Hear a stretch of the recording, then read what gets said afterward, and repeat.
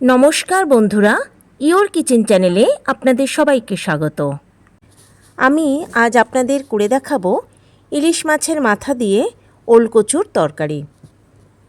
পেঁয়াজ রসুন ছাড়াই খুব কম মশলা দিয়েই কিন্তু ইলিশ মাছের মাথা দিয়ে ওলকচুর এই তরকারিটা রান্না করা হয়ে থাকে।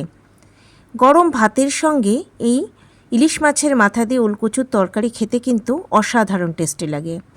এই রেসিপিটা পারফেক্ট বানানোর জন্য থাকলো বেশ কয়েকটা টিপস। 1 নম্বর, যখন ওলকচু প্রেশার কুকারের মধ্যে সেদ্ধ করবেন তখন অল্প জল দেবেন, আর একটা সিটি পড়ার পরেই কিন্তু ভেতর থেকে প্রেশারটা কিন্তু বার করে দিতে হবে।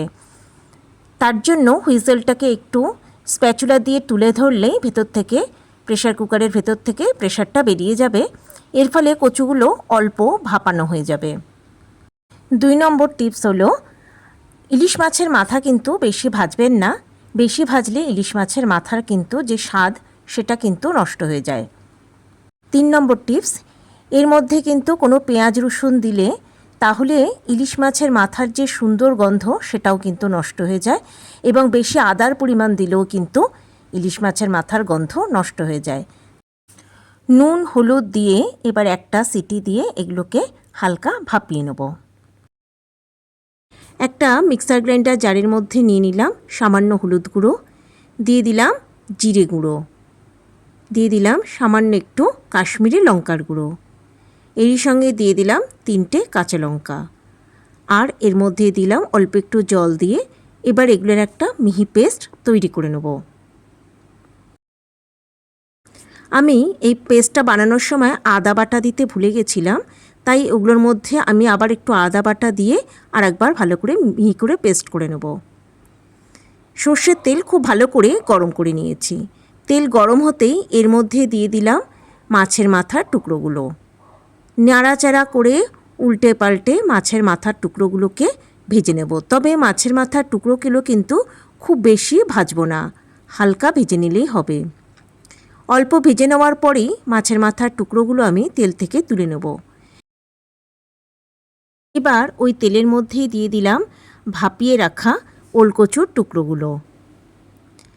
এর মধ্যে নুন আর হলুদ দেওয়াই ছিল, তাই এর মধ্যে আমি কিন্তু এখন আর নুন হলুদ দেব না। এবার এগুলোকে খুব ভালো করে ভেজে নেব, আর এই সময় গ্যাসের ফ্লেম রেখেছি একদম হাইতে। একদম হাই ফ্লেমে ওলকচুর টুকরোগুলো বেশ ভালো মতো ভেজে নিয়েছি। এবার এগুলো আমি তেল থেকে তুলে নেব।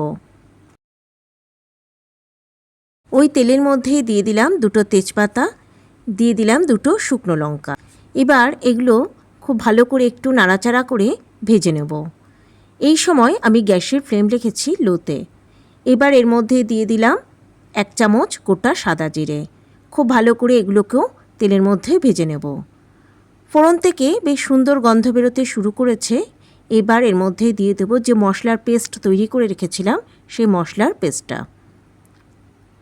এবার একদম লো ফ্লেমে সমস্ত কিছু খুব ভালো করে কষিয়ে নেব।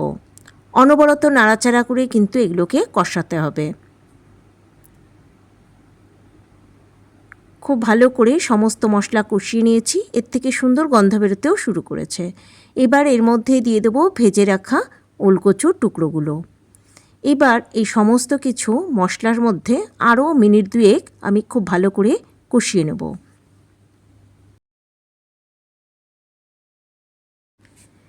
আরও 2-3 মিনিট আমি মশলার সঙ্গে ওলকচুগুলোকে কষিয়ে নিয়েছি। এবার এর মধ্যে দিয়ে দেব ভেজে রাখা ইলিশ মাছের মাথাগুলো। আমার সকল দর্শক বন্ধুর কাছে একান্ত অনুরোধ রইল আমার চ্যানেলটা সাবস্ক্রাইব করার ও পাশে থাকা বেল আইকনটা প্রেস করার। যে মিক্সার গ্রাইন্ডার জারের মধ্যে মশলা পিষেছিলাম সেটা ধুয়ে দিয়ে দিলাম কিছুটা জল, আরও কিছুটা উষ্ণ গরম জল আমি এর মধ্যে দিয়ে দিলাম। এবার এর মধ্যে দিয়ে দিলাম পরিমাণ মতো নুন,